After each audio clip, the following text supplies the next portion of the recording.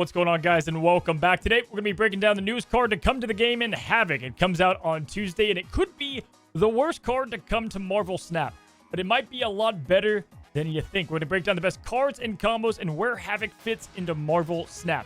Alex and I are also going to break down our favorite and most hated cards in Marvel Snap at every cost. Get a little anger out before the holiday season. And then lastly, we're going to be breaking down the meta report for December. We've got an OTA coming out this week, so we're going to break down which decks we think might get hit, but also what are the best to be playing to climb ranks fast. We're going to be talking about that all today and more on this episode of the Snapchat. And as always, I am joined by Mr. Alex Coccia. We don't have too many of these left this year, buddy, but another Snapchat. Here we go, man. How you doing? Doing great, Cozy, and I know it's been a wild week in Marvel Snap. Listen, I love where the meta is right now because I feel like there's a lot of different decks kind of cycling through, a lot of experimentation happening, and that's when I get the most excited. When I get to cook, when I get to brew, and I think that that's what's happening in Marvel Snap right now, and honestly, it's a great time to be a Marvel Snap player. Well, we're going to let out a little bit of heat today, talking about our most hated cards. We have the OTA buffs and nerfs, I would imagine, coming this Thursday as well. And I know, thank God that's rescheduled because there, there's some things about the meta I like. Very excited though to see some change here, and we can talk about that just a little bit. I know it's not on either of our subjects. Kind of tough to predict, I think, this go around. But we had the Conquerors event, Alex, and you were a participant. I was casting. We both just came back from that, or at least you came back from competing in it. What did you think of Conquerors, man? I thought it was a lot of fun. It was a lot of fun. I think that the actual format was far better this time than the last time. Like, as someone who competed in both, this format made a lot more sense. It was a lot easier to follow. And honestly, it was awesome. Like, anytime you get to compete against the best players in the world, I mean, it's a thrill. It's an absolute thrill. And I got to say, you and Dexter did an absolutely remarkable job casting. The professional caliber of the event was remarkable. Honestly, like it looked good, it sounded good. Like every single component of the Conquerors event, from the actual execution from your standpoint and like the actual production to the event itself, everything was a step forward. I can't wait for the next one. Yeah, I'm hoping they keep doing these events because I feel like they're getting better and better. And the first one lacked stakes in my opinion, whereas like videos just in my life, I like stakes in things, right? Like, I like there being something to lose. And essentially, if you guys didn't watch, there's an hour heat, and the worst four got eliminated in that hour. And then 30 minutes, and then in the top four, you had head-to-head. So today, we're going to actually talk about the decks that were in that head-to-head. Alex, you did good, man. You did really good. There was one point Alex was ranked, I want to say, like, 13th, and I think out of 12 anything outside of 12 got eliminated. And I was like, no, Alex, here we go. And it was like the final match, and you won like a huge one and then bumped up to like 8. Was that stressful? Did you know at that point, like, I'm eliminated if I don't win? Yeah, like the stakes were really high because it was me and Moyen, which is funny because it's a rematch of the finals from Twitch Rivals too, right? So I was against Moyen, who's honestly one of the best card game players in the world across all card games, not just Marvel Snap. And I'm like, listen, we got to go 8 here because I think both of us were like on the cusp. And so we both just snapped. We're like, all right, both of us went all in. And I actually had like an insane play. Like, he had a good play too on turn 7, but I was playing a She-Not deck, and I happened to have She-Not. I had Abomination, and I had, obviously, Infinite, all for turn 7.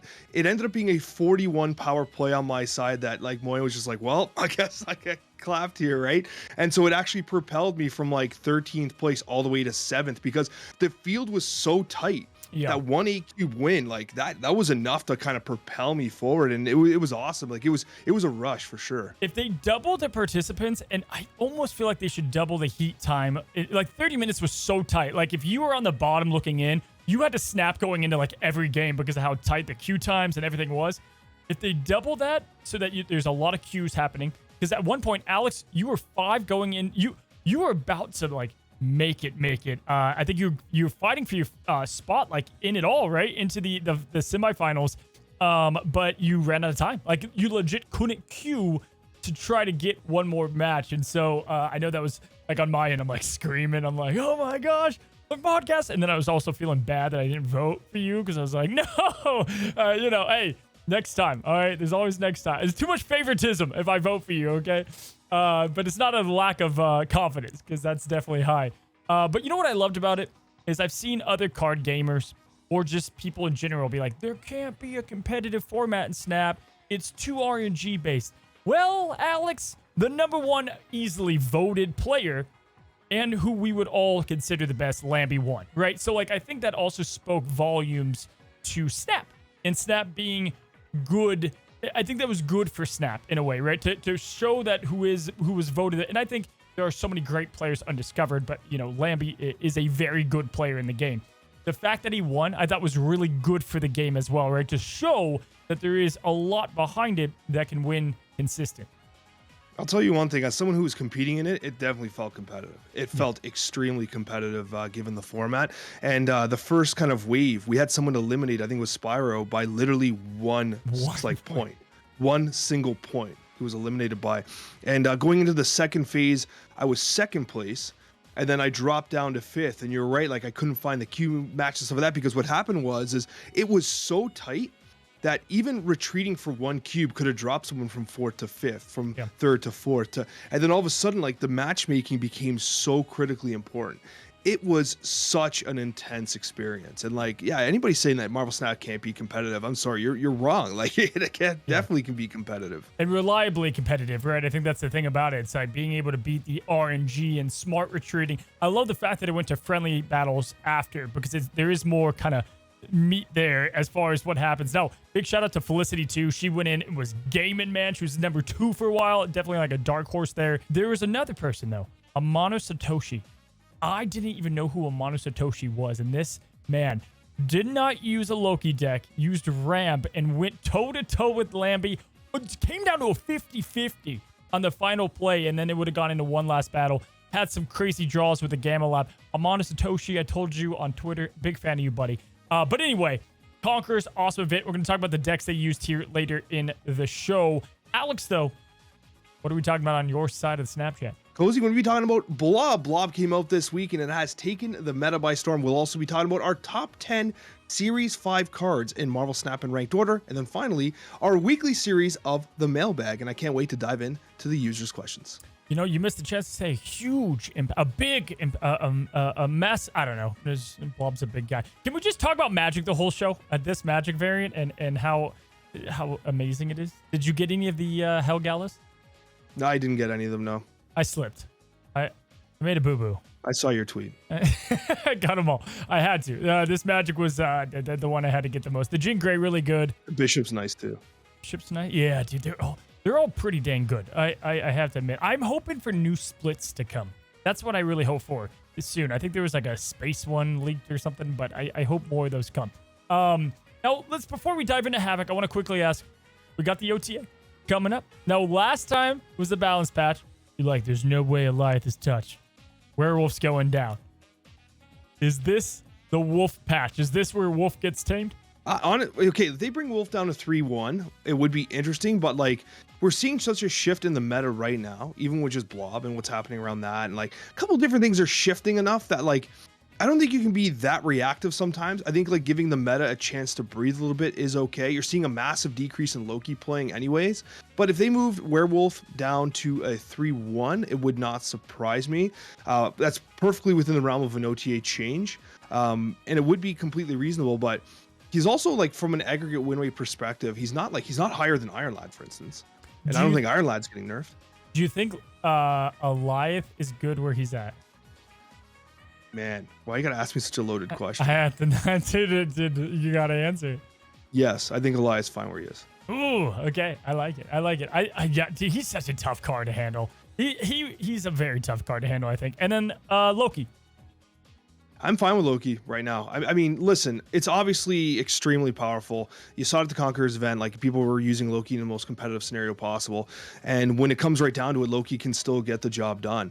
The question is though, is that like, I don't think Loki's an OTA change. Like, I don't think you adjust a number on Loki. I think if you're going to make adjustments to Loki, it needs to be a much more deliberate change that you're more likely to see in a patch. My guess is they make a couple changes to these cards and then they buff them in January, but then they make an ultimate nerf to them. So like I think they're gonna do like a band-aid change right now, and then they come back in January. Like they did that with I think Collector too before. I don't know. That's my guess. I was thinking about some buffs, and I couldn't think of like any glaring like outside the ones that are obvious at this point. Like yeah, Captain America, but like there's no like I really want this up. So I'm gonna be curious what kind of toys they give us to play with in the holiday at the end of the holiday season. Fun fact, our next Snapchat is on Christmas, which is cool. I can't wait for that one. That's gonna be a good one to cover. But let's go ahead, man. Let's jump into it. Let's talk about Havoc.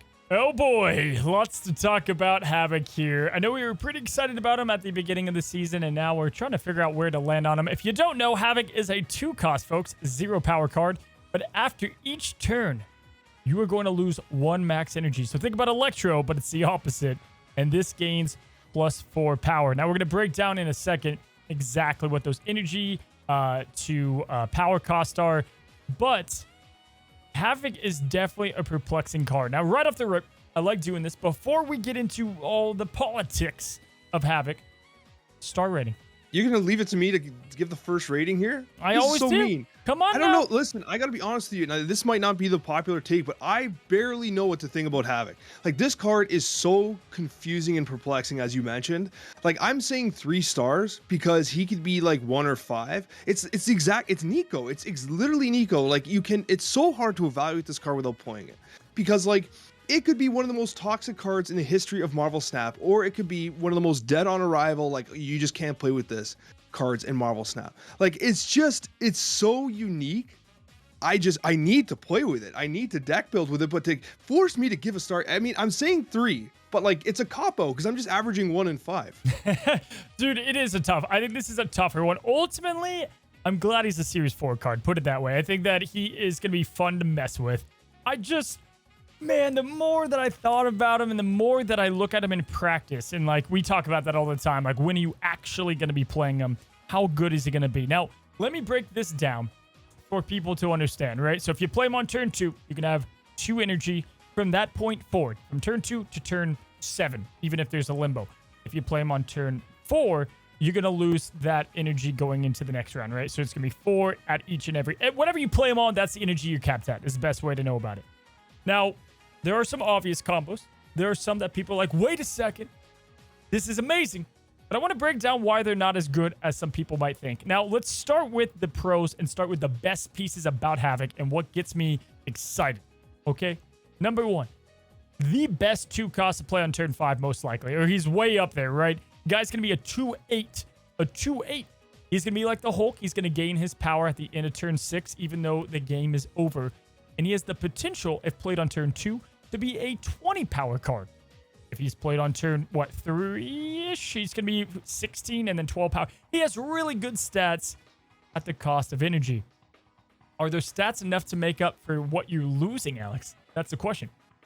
That is literally the question, because like he's not just like a 20 or whatever it is. Whatever energy is being destroyed and occupied is also the opportunity loss that's added to his cost, right? So like that's part of it, and it's so restricting. Like the deck building side, like what, you just building a zoo deck where your top card is a Khazar, and you hope that maybe you play Havoc at some point. You just drop 1-drops everywhere. Like what do you actually do? So that's where I want to start out with. Okay, so the first thing everybody's gonna think about, and I'm not gonna lie, this is disgusting. This might be the most diabolical thing you can do in Snap, period. I don't think there's anything that can match it. It's obviously Viper. Playing Viper with Havoc is really cool. You're giving him a huge card, but you cap him. This is awesome. Now, let me tell you, this will win you games. This is going to win you games. However, the reason I'm not cuckoo for Cocoa Puffs is that they're gone, right? I don't know about you, but if I get a Havoc Viper to my side, I'm out. I'm done. I'm like, enjoy your cube. Have a nice day, good sir. And that's gonna be, I think, the first problem there, right? Like, I don't see anybody staying if this happens to them. Yeah, you don't go 8 cubes when you have 2 energy in a full game, right? And like you're right, the Viper play I think is going to be one of the things that most people turn to right off the bat. I have 2 major decks that I've been trying to pen and paper, like kind of like a concept for, and they start with Vipering. And the concept of playing like Ravona turn 2 into Viper and the Havoc on turn 3 together, so it never costs you any energy and you obstruct their energy flow, is pretty notable. You can also do the same thing with Psylocke, which is notable, right? So the idea of playing some sort of card that lets you sneak both Viper and Havoc on the same turn on turn 3 together is insane.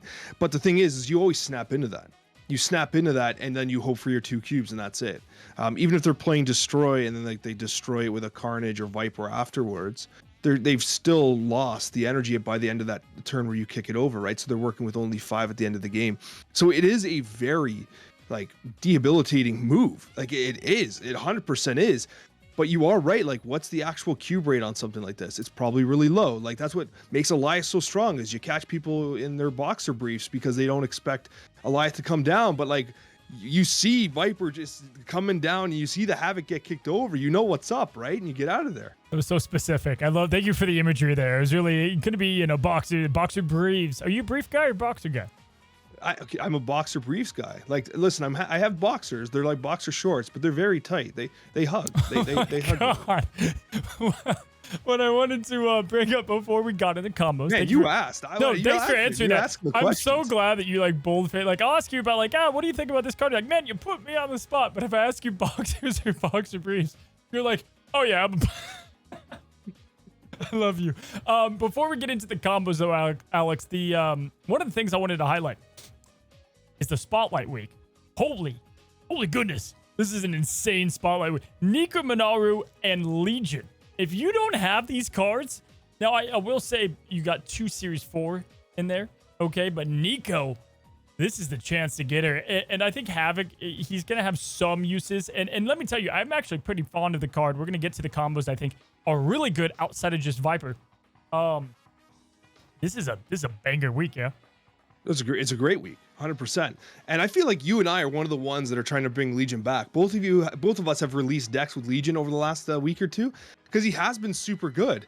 And so it's cool to see him in there. I do think that the Spotlight variant on Legion is probably the worst I've ever seen. It's probably the worst of the bunch. Although the Spotlight variant of Nico is absolutely insane. And Nico is a must-have in your collection. I think that's been established at this point.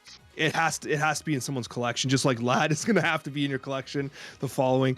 But I do think that like it is a particularly strong week. But if you have Nico, then I mean, just spend the 3K tokens on Havoc probably. Right? One would say if you listen to the Snapchat, you would have known about Legion last season. You remember my 5-cost sleeper card was Legion. I don't know why he was out of there, people. I'm like, come on. Legion is a game winner. Very, very good card. Loving Legion there. Let's talk about it. Let's talk about Havoc a little bit more. So again, Havoc, I think he has some really cool potential. I tried to stew on like an old school Sarah Miracle list of some type, or just like a 2-cost discounted list. Something maybe with Electro to offset it, because you could also do that. It's tough. That's not really where I landed at. I think we start, though, before we get to what I think is my hot deck. Let's start with Junk. I think Junk is going to be a natural fitting spot for him. Kind of eased out of the meta, right? We've had a lot of other decks. We'll talk about those in a moment. But Junk has been absent since Annihilus is like hot week. And I think that core Junk build has the potential to come right back. Now, think about cards like Doc are getting a lot of play right now, Alex, because people are playing the blob like crazy. And if you pull, the blob from your opponent's hand, you screw them. They're done. It's going to be very tough for them to make up the losses. You think Junk's going to be the deck for Havoc? I think it's one of them. I think it's one of like 3, right? And I think that's where most people are going to start. And it's fine because, I mean, if you have Junk and you have the Annihilus shell, then like really, you can't really go wrong, right? Yep. The Annihilus shell, you add a little bit of Viper in there and Havoc, and like, it's probably just a good deck. Like, it probably just is with a Havoc side play that can end the game on turn 3 or whatever, right? I think the deck looks a little different. I still think that's probably like a Ravona Goblin style deck, honestly, if I think critically about it.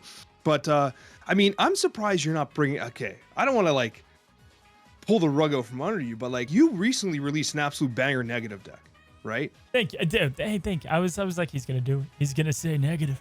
Yeah, this is the shell I see him in. I actually am... This is where I'm starting with Havoc. Twitch drops, if you don't know, they're coming on Wednesday. Alex and I are both going to be streaming probably way too long. However, Mr. Negative is what I'll be playing probably a lot. Ravona has brought a lot of dependability to Negative. It's still not like Mr. Consistent. It's not his name. His name's Mr. Negative for negative cubes. But I do, or probably negative win rate. His cubes could be okay. But Alex, Ravona is obviously a huge piece of Negative, right? Now, the cool thing about Ravona is she's going to synergize as well with Havoc, so he's only a 1-cost card. I like Havoc as a safety, that if things don't go right, first of all, he's great to hang on to. If you get him for as a 0-2 late, he still gets +4, so he's a 0-6 that you get to play for free. Kind of awesome. He's another card that can work with Jane, which you gotta love. And might I just say, I want to give a huge apology for those that are listening and not watching. Alex, they did it. I know you've been passing on variants. I pride you. They finally released my white whale. This was it. I'm done. I could retire. I finally got the best variant in the game. I think I have to do it. I have to do the audio description. We haven't done this in a long time, but okay. I'm doing it. I'm clearing my throat. I'm ready. This is Jane Foster, the mighty Thor. Her red cape flows in the wind as she stands stoically, holding Mjolnir, looking downward, thinking about how she's going to win cubes for Cozy Snap. Has anyone said you should be like an audiobook guy? I've heard some things. I've heard some things about audiobooks, OnlyFans, stuff like that. But ultimately, I've decided that, Marvel Snap and just, feeding cubes is more my style. Let me know, chat. I don't know who I'm done. Let me know, listeners, if you would like to get 50 Shades of Coccia now on sale this holiday season. Yes, Jane Foster Negative, I think, will be really good with Havoc overall. But also, if you don't get Ravona, and maybe don't get Zabu, or you get Ravona maybe a little late, and Negative still comes out on 4. Okay. You know that you can play Havoc down early, get yourself a really good high-powered 2 card, and then you get to play free cards, or at least cards that definitely don't cost more than the 2 energy that you're allowed. He's a great safety valve of a huge card that you can build up. And truly, I think he's going to make a massive difference. I am stoked for Negative with him overall. You get about, on average, you can have a 12-ish power, even 16 power Havoc at times. Plus, you can do the nonsense with Arnim Zola and maybe Null. Maybe you do Viper, Arnim Zola, get that 16 power slash, and then you can get Nola. Whatever. There's a lot of cool synergies, and Jane Foster is going to be like the final piece there. So, definitely excited about that. Alex, the other, combo... Actually, I'll give it to you. I got a couple combos, but what else do you like about Havoc? First of all, right off the bat, I want to say that the exact deck you're talking about, Jane Foster, was exactly what I was thinking about too. Like the Arnim Nola with Iron Man, you got to fill those zeros in. 100%, I agree. I think that's probably gonna be the best place for him. One thing that I'll say is I am working on something with Havoc and Wave turn 5. Because if you Havoc and Wave on turn 5, that allows you to play your 6-cost cards at 4 energy. And so you're really not sacrificing too much on turn 6. So if you're playing like a traditional style deck and you want to be able to play your cards kind of normally while still generating the power that Havoc can generate, Havoc and Wave on turn 5 is probably the best thing you can do for a natural turn 6. Yeah, I was thinking just that Wave 5 is back, but it's with Havoc this time around. And that's actually huge. To pull off that combo is going to be epic. Now, anytime you have to hope to get, 2 exact cards that you need, yeah, you can't really rely on it. But just to have that in the package is really nice. And I think it's definitely something worth throwing in there. And there's going to be a lot of experimentation around Havoc, which has me excited. It's why I'm not writing him off. It truly. I don't know what to give him. And I think it is that Nico rating, right? His upside is not near Nico. I can't say he's gonna be a 5 or a 1. I think he could be like a 4 or like a 2. I think that's kind of his threshold in my eyes. I love the Wave. Definitely was gonna mention that. Now I'm gonna talk about her later today, but I always have to bring up the possibility. It's about what Moon Girl can do. It's not about her. It's about what she can do with others. People often forget, what am I gonna do with 2 energy? Well, buddy, I've been playing a new style of deck that's coming back a little bit, and I think we could find a shell of good cards, right? What is Havoc? He's a good statted card. What is Stature? A good statted card. How much does she cost? Just 1. So if you can Moon Girl some Stature action, Moon Girl potentially some Havoc action, and we also have Miles Morales, which you can set up early. You can set up Nightcrawler. You can set up Jeff potentially before the Havoc play. You're starting to get some stats out there. Now, you don't always have to play these things, but I like it as a potential And then what's cool about this is I've been rocking a lot of Silver Samurai in these decks. And who does he get rid of? He gets rid of Havoc. So if you don't want him, then he's a nice card to get rid of and not sacrifice one of your better ones. It's really interesting to think about all like the cost reduction that exists in the game, especially the ones that drop all the way to 1, like as you said, Morales, Stature, and it's interesting to think like, okay, could you do something with like even Swarm then, right? Like Swarm could be viable there if you're playing Samurai, but ultimately like. It is so like 5-head to play Havoc. Like the amount of energy it takes to play Havoc and get Havoc kind of operating on all cylinders is pretty interesting. And that's why like we talk about Nico and why Nico should be in every single everyone's collections, because it can be in any single deck. It can be in any single archetype. Nico is just always a very great add-in that's going to get the job done. But like Havoc has a much narrower application, right? Yeah.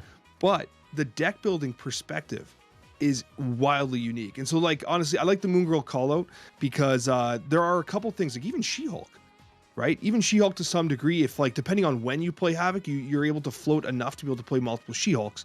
So I do like the call out, Cozy. Well, man, we're gonna have to see in testing, that's for sure. I think in short, unless you have anything else to say, in short, if you don't have Nico, I think it's a must week. I truly do. I think you at least pull spotlights. If you get Nico, I probably bet you're done. I get Nico, you're done. And then if you get Havoc first, maybe roll again for Nico. That's probably how I feel about it.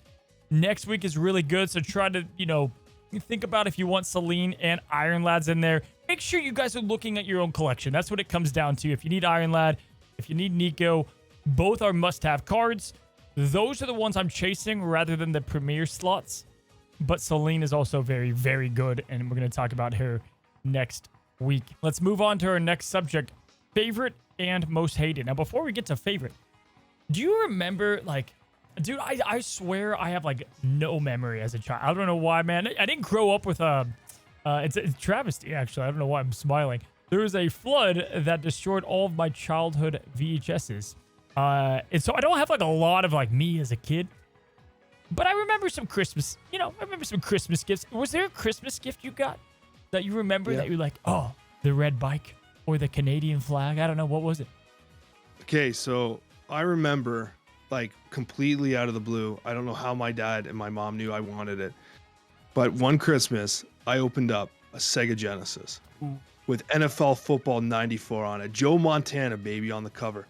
And I remember thinking to myself, I will never not play this game. I loved my Sega. And then like years later, I was a little older. And then like, I remember my dad being like, I'm like, hey dad, like I really want an N64. Look at these graphics. Look at Wave Race, dad. Look how real it looks. And my dad's like, no, we can't. That's just too much money. It's like 300 bones. Like we can't do it, right? And then Christmas morning, I rip open. It's an N64. I go absolutely just nuts. Yeah. So, I mean, it doesn't surprise me to say that like the childhood Christmas gifts that have been most emotional for me have been game consoles, considering now I play video games for a living. Dude, honestly, same here. That was my choice. First of all, peak performance, Sega Genesis, love it. Mine was also N64. I got games before that and consoles before that, but there was something about my dude. You know what? I'm just gonna carry this on to my son because there was something about lying to your kids. My dad, same thing. He's like, sorry, son. I know you wanted it. Not this, maybe next year, Santa, And there's one gift left. It was a Gap box, man. That's the extra layer of torture in there. I was like, clothes, which is so funny because you grow up and you're like, clothes, awesome. Back then, it was like, clothes, damn, I got a hoodie, So I saw the Gap box. I'm like, I guess this is it. My leopard transformer is going to have to do. And no, there it was, N64, Super Smash, and Mario 64. My life was changed moving forward. What was your favorite N64 game? Oh, dude. I mean, like, that's the tough part. I think there's so many, like, nostalgic core memory ones. Like, Ocarina of Time, I think, is the best game of all time. It's just those are the hours I've sunk in. But, like, what I did on Super Smash Brothers, just the amount of fun. But I'll give you a sleeper. Worms Armageddon. Do you even know what this game is? I played a ton of Worms, but on PC. Dude, I was showing my wife Worms Armageddon, and she was like, what am I watching? Like, bazookas and the whole... You did play that, yeah? Oh, yeah. I thought Worms was great. They still release Worms games every once in a while. Oh, my gosh, dude. Just to think about, like, what I was playing at 6. I was, like, throwing, like, holy hand grenades on, like, my friends and, like, oh, dude, sheep bombs and who knows, man. But what was yours? I played an insane amount of GoldenEye with Oh, my yeah. friends. We'd sit in front of the TV, we'd play GoldenEye, and then that progressed to playing Perfect Dark Oh, yeah. like all the time. And then what happened though, we had to stop playing Perfect Dark because we'd play 4-player split screen in front of the CRT screen. We'd all be sitting there like right beside each other. And someone would be like, stop looking at my screen. Oh, yeah. Like, we're not looking at your screen. Like, we'd all like accuse each other of looking at each other's screens. Everyone was looking at each other's screens. That's how you knew where the other person was, so you can shoot them before they shot you. I caused permanent damage, I think, to my eyes because it's this mastercraft of looking forward, but then you would take the eyeballs and like move them up, and you're like, I'm not looking, but your eyes are just screwed because you're trying to keep your face straight. Oh yeah, man, all the time. GoldenEye had some. That's the thing about that console. It legit had some of the best games ever on it. And maybe it's the era we grew up, but I'm like the old timer. Like, they don't make them like they used to. I just I don't feel it, man. But anyway, that was a good derailment, dude. I love it. But let's move on to favorite and hated cards at every cost. We typically do favorite. I want to add hated to this.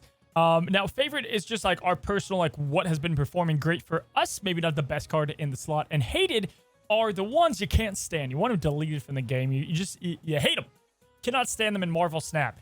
We're going to get a little hatred out before the holiday, before Christmas, or Hanukkah, Kwanzaa, and if I left any out. Let's get, though, to one cost. Alex, what is your favorite? And then and most hated. Do both, and then I'll do both.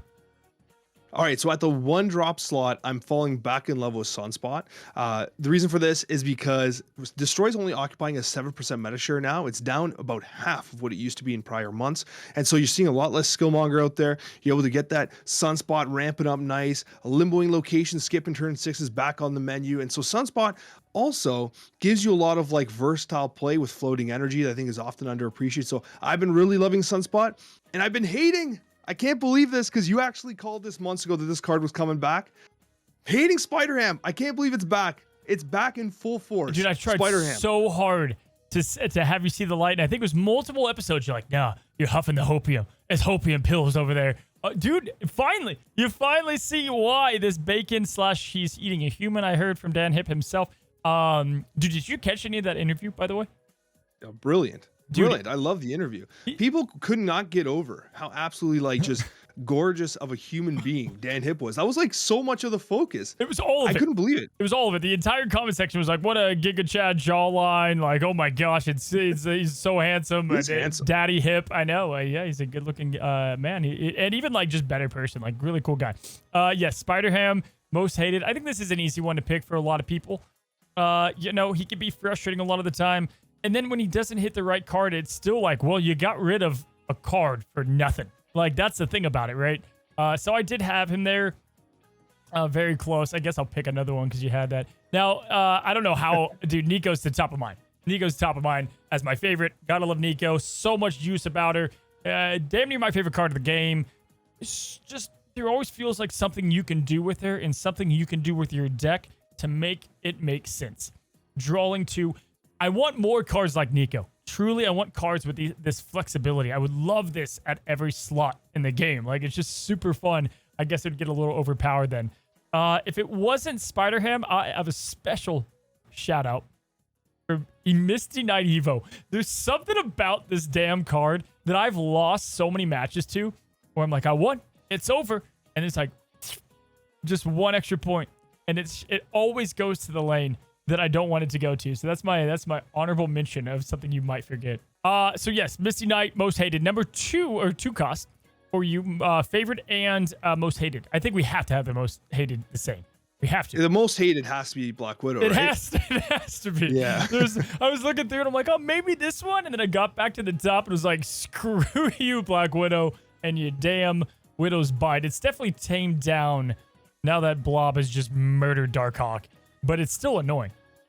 Yeah, absolutely. And it's kind of funny. This is like one of those be careful what you wish for situations where like people were like tweeting at the devs like, yo, buff Black Widow. Black Widow sucks. Why? And they're like, are you sure? Like, this is okay. Here you go. And then everyone's like, man, I hate Black Widow. Why the hell did they buff Black Widow? Right? It's like, but like, yeah, I think the card's not completely overbearing, but damn, does it suck to get hit with this Widow's Bite. Like, It is just such a bad feel.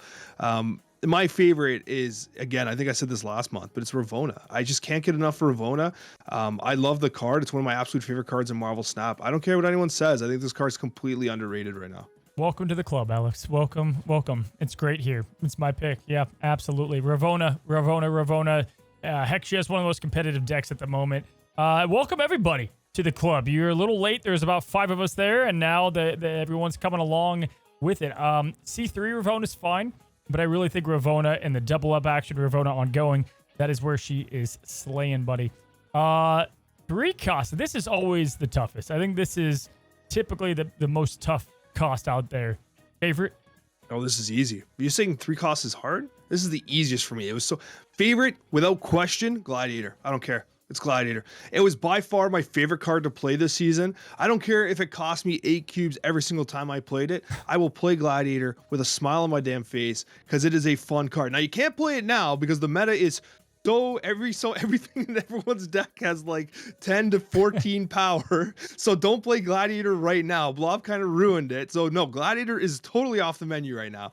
But for the record, in the prior season, I could not get enough of Gladiator as my favorite card. Dude, I've played him like twice. For me, it is still Negasonic. I think Negasonic was mine last time, and it just floats back over. I love her. She's great. It's tougher to get priority right now, but she's a winner. She's a winner in every deck that she's in. I love the way. One of my favorite reworked cards of the year.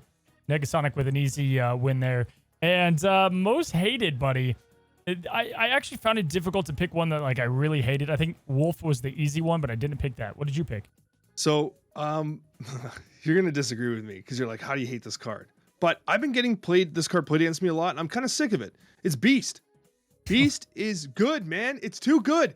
Listen, cost reduction. We keep talking about how cost reduction is incredibly powerful. How has this card been completely ignored by the community as being one of the most like powerful cards in Marvel Snap? This card is insane. It has been the enabler of you getting multiple Widow's bites to your hand. You hate Black Widow because what Beast does to Black Widow. Like, it's crazy how good this card is, and no one talks about how good this card. No one says that, oh, Beast, this cost reduction is insane. It is insane how good this card is. You know, so I think the thing about it is, first I thought you would have mentioned maybe Falcon then, because he's right up there. It's not Beast. Cost reduction though. This guy reduces the cost. I know, but here's the thing. So he was insane. He was 2 costs, which is silly. And then he went to 3 and he sucked, and no one talked about him for good reason. He sucked, Alex. But now we have Forge, Nico, and Black Widow. Okay, it's not exactly him. It's all the cheap honor reveals that are just devastating. They're so annoying to go against. So I don't hate the pick. I definitely wasn't expecting it for sure. All I'm saying is that when Beast comes down, I'm like, here we go again. Here we go again. Like, I don't want to play this game no more. That's the emotion I get from Beast. And you're right. It's not necessarily Beast's fault, but he's the enabler. He's the one that allows the nonsense to occur. That makes me sad. So yeah. For me, buddy, I think I'm going to go with the good boy Cosmo. I just hate him. I just hate Cosmo. Cosmo pisses me off. Probably because I'm playing a lot of greedy on reveals like 99% of the time, but it's the good dog. Now, maybe not this good dog. I like the variant too much. I'll throw it to like, I don't know, maybe this one. Summer Vacation. Either way, not crazy about the old Cosmo, man. There wasn't one. I don't even hate him that much. I would say 3 costs. I feel pretty balanced about a lot of these picks. 4 costs, Alex. Most hated, most loved. Let's start with most loved. Most loved for me, I got to give a shout out to Sentry. This has been the season of Sentry for me. This has been a card that felt like nearly impossible to play. There was some like copium of playing like Valkyrie and like Carnage and stuff like that. But with Annihilus coming onto the scene and being legit one of the best decks in the game, one of the best archetypes and just overall splashes that you can put into so many different decks, Sentry's back. And it's a huge swing. It's literally Blazing 420. You kick over the Void. Even if the Void gets destroyed, you're forcing them to play like 4 cards right, like really awkwardly. It has that pseudo control element that like a Nebula has, where like they don't really want to play on the Nebula, but they kind of have to play on the Nebula. Just like they don't want to play in the right location, but they kind of have to play in the right location. So I think that low key is very good for Sentry. So that's my favorite of the month. Yeah, great pick, dude. Sentry has been just tremendous, and he does have that effect 100. Like if I'm playing one, I'm changing my plans, and like if I look over at that right lane, I'm like, I got nothing. I'm like, this is gonna suck, and I better go for the other 2 and find a way to deal with that fast. For me, man, I'm gonna go Miss Marvel. Whatever reason, I look, guys, I don't think she's gonna last. I'm gonna be honest. I think she sadly eventually might get touched up. I think overall, though, people are playing her less. Doesn't make sense.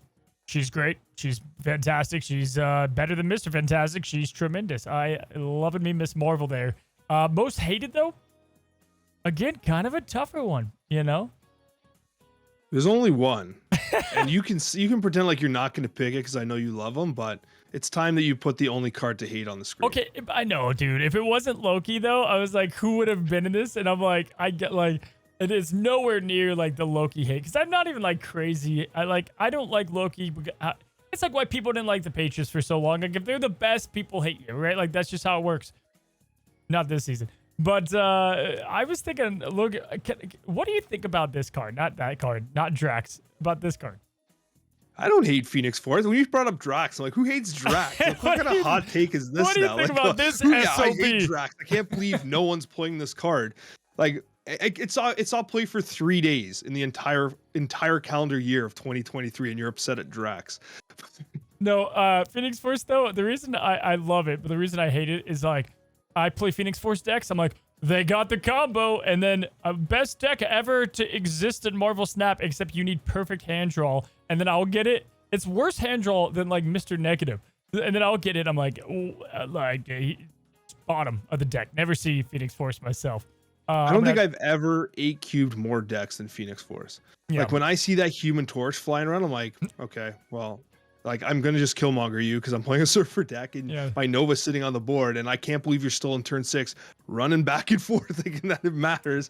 And then, boom. Like, I have multiple highlights of me destroying, like, 96 Human Torches and stuff. But that multiple man one is disgusting. The fact that you can move all that of you just walk away. Yeah. Yeah, you're done. You leave after that. 5 cost. For me, dude, it's got to be Legion still. It has to be Legion as my favorite. It's so hard. It's so hard because I'm loving it. I know. What do you have? So I had Legion 2. But if I can cheat like you did prior and just bring out a second one, I'm going to give a special shout out to Sarah as well. I think Sarah is kind of making a case for being, again, a very strong card. I actually had this shower thought. I'm like, could Sarah go back to 5? Like, does she need to stay a 4? Can Sarah be a 5/5 again? I wonder about that. Like, I don't think the power off is that, like, C5 would get too. C5 would get too good. I think C5's already like really good. Too good. Because like Silver Surfer, even with Shaw, like isn't really breaking the top mold right now. And I wonder if Sarah as a 5/5 would do enough to bring it up a little bit. Because you also don't see Sarah Control. Like traditional Sarah Control hasn't existed for about 2 months. I would love to see Sarah Control come back. I think we talked about it last podcast, maybe 2 ago. I said it was an overall buff, and you know, you said at that point like I'm gonna have to play more Arrow, Cozy. Did you? I did. I still find her really awkward. Like I still find her awkward. But what I will say though is, okay, the original version of Arrow. I can't shake the feeling of how good that was. The old version of Arrow, the last one played, but like just like the one, it felt bad. Like it didn't feel good. This version feels better, and it feels like it has more application. In particular, if you happen to throw initiative, right? Still doesn't feel like Arrow yet, but the extra power is helpful. Like going from 5/8 to 5/9 is significant. All right, most hated for 5. What do you got? For me, Leech. Is it crazy to say that Leech has been making a bit of a comeback with the resurgence of She-Not based decks? And listen, I know that it's not what it used to be. Still hella annoying. Like this card is so damn annoying, but also, I mean, I play a lot of She-Not. I typically tend to run a Moon Girl Legion version of She-Not, which is a little greedier to be honest with you, because I like Moon Girling my She-Not, my She-Hulk itself, right? But I do run Leech depending on the meta, and Leech is disgusting. Like I snap into Leech on turn 5 very frequently, and people retreat on turn 6. I think the thing is though, I think he's needed now. Like for Darkhawk, you have to have Leech to deal with Blob, right? Like the Leech is needed now, I think. But yeah, I totally get it. I mean, as far as like what toxicity is, it is Leech. You know, completely by association, it's gotta be Pro X for me. It's not even like exactly what he does. I've seen people asking for his nerf. I don't think you can nerf him. I really don't. It's the cards around him. We've talked about this before, but like the new like stereotypical comment from somebody that doesn't even play Marvel Snap anymore, comes into my videos and just has their fire tweet and then hates their life, is like, oh, another Pro X Goliath deck, because that's what we're seeing. It's so much ramp to Pro X Goliath.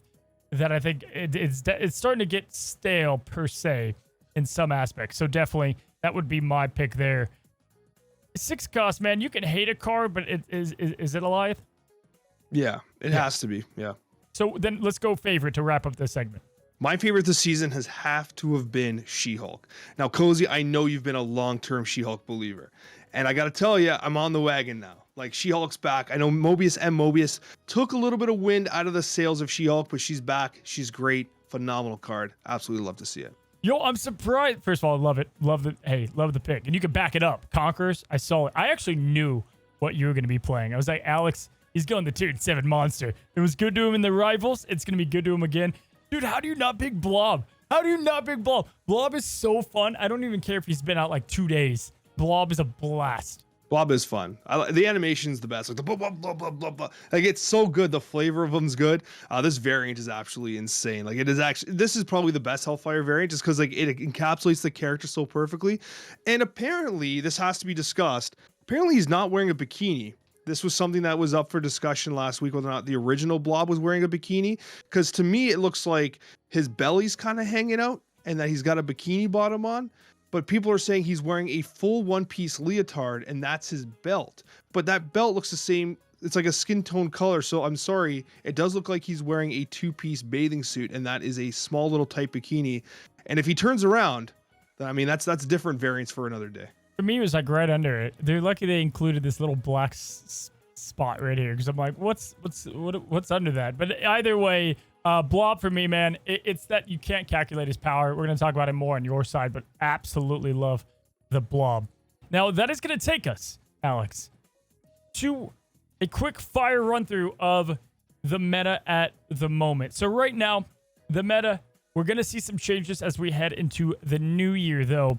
But we have 5 kind of powerful top decks, and I think they're fairly obvious. So if you haven't been playing Marvel Snap or you're just living on another planet, this might be the most we have seen something take over the game in Thanos Blob decks. Now, it's everywhere right now. Yeah, the Thanos Blob stuff has really kind of started to take off here. You're seeing different variations of it. You're seeing like ones that run Okoye, which are kind of on the greedier side, but I think the more successful versions have been cutting Okoye and just playing Thanos with the amazing turn 6 finish of Blob. But either way, like both decks are performing really, really well. I think that they're just solid because like it does exactly what you want to do. Like you have that control element of the ramp into Professor X, which is exactly what we talked about, why everyone hates Professor X. But you can't deny that it's good. Like its win rate is solid, its cube rate is solid. It's just good. So I actually love Okoye if you're in Infinite and you're playing because you are going on head-to-head matchups. And so you just need to beat the other Pro X decks. And so getting that extra Jeff PowerPoint and or Pro X PowerPoint, and then your blob is bigger. That's why I'm playing that right now. Okoye definitely. It's hard to not argue that Loki is at the top of the top. Listen, I think its stats are actually fine throughout all of the ranking ladder. But we saw it. We saw it from Lambie. We saw it in all of Conquerors, the #1 most played deck when people actually had, stakes on the line. It's one thing to say, oh, I really believe in this deck, and then you play another one, and it's another to just watch it play out. Loki was everywhere. Loki was 3 of the 4 decks within the finals and semifinals. The thing that really stood out to me with Loki was that it even managed to beat in a, literally Conquerors 2, the best players in the world playing against each other. One of them had Loki, one of them had Cerebro. They brought Cerebro 3, and it beat it. It beat the Cerebro 3 player, which was kind of like, in theory, that shouldn't happen. It just shouldn't happen, right? You could hard counter, and it's still... Now, I will say there was some locations I'm like, oh, man, that's just unfortunate. Like, with Amano Satoshi, there's a Gamma Lab that I'm like, dude, if that didn't happen, you're winning the game. Or at least that round. And I also think, again, I think Lambie's decks... Like, I remember I had Lambie on for a Destroy build, and people were like, this deck sucks. Like, yeah, it probably does with you at the pilot seat, right? But Lambie just plays differently, and I think it's tough to play exactly in pilot the way. That's why you're not seeing it, or else everybody would be playing it. Me and Dexter talked about that a lot. I think Loki, people just don't want to give it credit. It's so much harder to play than people think. It's a hard deck to manage at times, but it's so good because it takes your cards and does it better, right? And then you throw in the tech cards now, it's impossible. I think that the calculus on like when Loki is best played, whether it be turn 4 or 5, can be amongst the most difficult decision making. Because like I know it's like, hey Alex, it's not that hard. Just play Loki whenever the hell you want. Play it on 4 if you have him. Play it on 5 if you have. It's not that simple at all. Because some decks are really going to benefit from having like, well, you are going to benefit from stealing a deck and going into turn 6 with their deck as opposed to going into turn 4 with their deck. So I think that there is some nuance to Loki that often gets understated and just not appreciated. And so I would agree with you that at the end of the day, if you're trying to be as competitive as possible, Loki still remains one of the best options. Bounce Annihilus, I think I have right up there on the top 2. Just really good punishing players with toxic 1-drops. You hate Beast, you just talked about it. And then you have the Sentry play with Annihilus. Very hard to even counteract that one play, right? Just very good all around. Yeah, I love it. I think it's like literally if you want one of the most consistent decks where like you don't really have to worry too much about what your opponent's doing, let your opponent worry about what you're doing, play this Annihilus deck for sure. And I think that there's something nice about that. You doing your thing and forcing them to respond to you is actually a pretty strong feeling in Marvel Snap. Yep, and then Lockdown is definitely still just great because it can compete with the decks above it. Miss Marvel's insane, Doctor Doom, you have Storm, really solid overall. And then Destroy. I think Destroy will always be where it's at. It counters a lot of the top decks right now, and it just pushes out some incredible power all the way around. High Evo, I think is good. I think it's pretty good, and I also think Ravonna Ongoing is pretty good. Those are the ones on the bubble for me. I think that like the Infinite like She-Not style decks with high Evo are being totally slept on right now. Like I don't understand why they're not seeing more play. Maybe because people are just sick of them and they want to play some of the new hotness. I'm telling you, they're ridiculous. Like people aren't even running a lot of the tech to counteract the Limbo.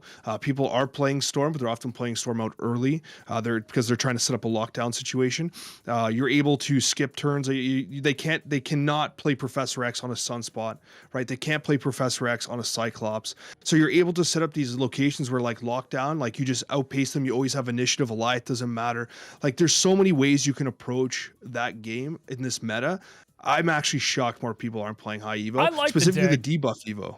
I like the deck. I think I would love to, out of the ones we mentioned, I would like to go up against it. Out of all the ones we mentioned, that's the one I would like to go up against because I think it's also like you could play, like if I see a Nebula Sunspot, it's not another deck. It's not for the most part. Like it's going to be high Evo. So then you save the Storm, Legion, or Snow Guard, and I'm running those in my deck. But I do get it. I think people do disrespect that the Power Slam, it's over. If you get to the Limbo, it's done. It's absolutely done. I also thought the other day when I was crafting it, I was like, man, the thought that goes into the meta around this, like they made Magic and Cosmo both 3 cost, clearly on purpose, right? Because if you could Cosmo the Limbo, like, can you imagine? It's like game set, right? Is it not being played enough? I think High Evo gets insane play at lower ranks. I think it's like, I saw Reddit, like, High Evo's getting out of control. I'm like, dude, I don't even see it. But towards the higher ranks, I do think that people are playing right now more of the Blob instead of Loki, instead of Annihilus, and frankly, High Evo. So I do agree. It is really good against Lockdown, to your point. I think the key thing that keeps High Evo out of High MMR as well is that it cannot play against Loki at all. And I know you're thinking, well, Alex, that doesn't make sense. They get the non-buffed cards, but it's not that. It's the Snow Guard. Yeah. They get Snow Guard. Every Loki deck plays Snow Guard, so they have the Hawk, and you cannot compete with the Hawk because the Hawk disables Limbo. They're able to hold the initiative so effectively. So that's the one deck where you can't really fight up against there very well because it's the damn Snow Guard. They just have you by the schnutz, man. You can't do anything. Totally agree. Well, guys, we're going to be talking about Blob in review. We're going to also be talking about a very hard top 10, the best Series 5 cards in Marvel Snap, and to help you out on what drops you should go for, spotlights you should go for, and then our Snapchat mailbag. Hopefully you enjoyed today's episode. We will see you on Christmas Day. And until the next one, happy snapping.